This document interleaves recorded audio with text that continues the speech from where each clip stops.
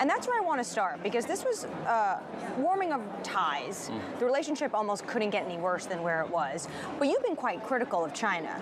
In one of your tweets, you talked about the rumors of the disappearance of top officials, and you said, who's going to win this unemployment race? China's youth or Xi's cabinet? Given that criticism, and the White House was trying to pave a way for this visit, did they tell you to tone down some of your social media posts? Do I look like I'm toned down? I've been very clear about Fukushima, that China continues to fish in Japan's water, even though they're banning that fish in clear violation of trade agreements.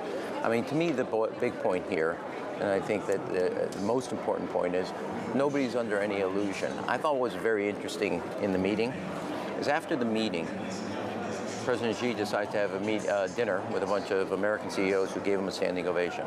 I was with President Biden last night, where he had a reception, and there were world leaders from the entire region. A number of country heads of states.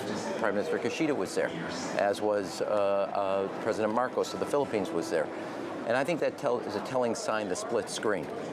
President Xi is desperate for American investment because he has made a series of economic decisions and political decisions, arresting people, where capital is fleeing.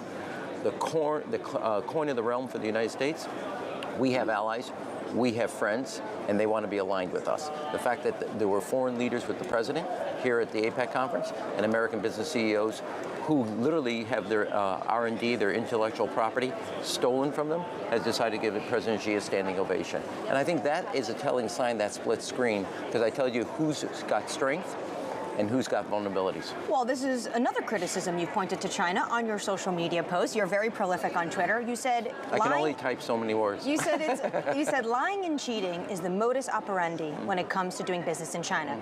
Was it wrong for these executives to show up last night, and some of them paying, as Mike Gallagher, of the Republican chair of the China Select Committee, says $40,000 to sit at Xi Jinping's table? Let me just say, well, that may be a telling sign of how desperate China is for investments. Let me just say this on that point. One, I cannot tell you as chief of staff how many times the CEO came in to my office and said, I have to give away all my research and development. There's intellectual property theft. There's basically IP theft going on, and there's spying going on. And then you say, okay, let's file a WTO, World Trade Organization complaint. They say, oh, I don't want to do that. So to me, we as taxpayers fund that research and development. We have a say in that research and development. The fact that you're giving away America's future, and you just have to give it away, that's not in our interest. It wasn't wrong for them to show up, but you should have no rose-colored glasses. Number two, over the last 30 years, definitely in the last 20 years, too much of America's national security or relationship with China was dominated by commercial interests and not by our national security. It has to be brought into balance. And number three... Has the West learned its lesson from Russia? I think under President Biden, absolutely. Clear-eyed about it. And number three, let me take one other point. As ambassador for the United States to Japan. There are three major companies in the world that produce machines that are essential for semiconductors. Canon, Tokyo Electron, ASML in Holland. 3 months ago, it was identified that there was a spy stealing trade secrets and economic secrets, patent secrets from ASML. Not Canon, not Tokyo Electron, not another country except for China. Now, we can't allow an economic system based on trust and a rule of law to operate where one country is stealing intellectual property constantly. That is happening across the So should this administration be doing more? No, they are doing more.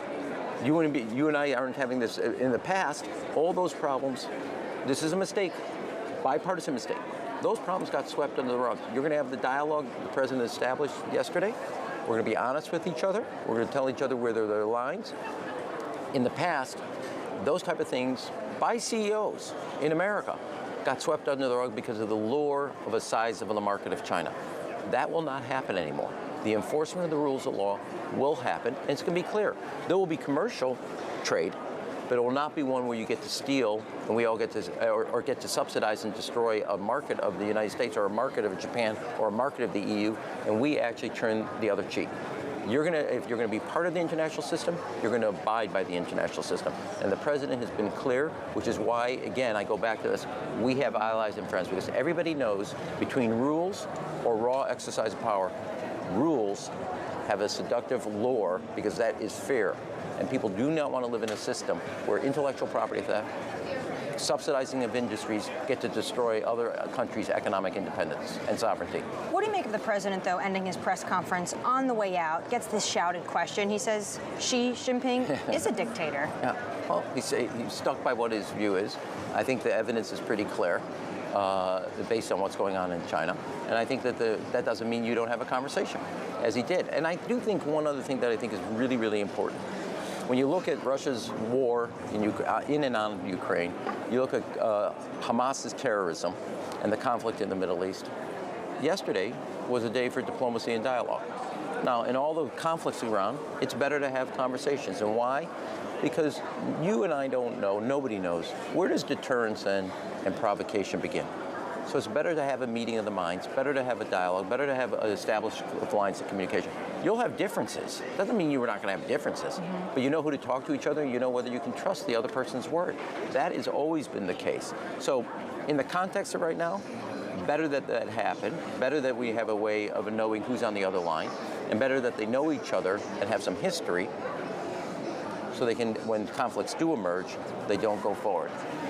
They don't spiral out of control. Right. President Biden, though, is obviously going to be focused the next year, really putting foreign policy to the backseat because he has to focus on a re-election campaign. And I want to read to you a little bit of what Jonathan Martin, Politico's senior political correspondent, said.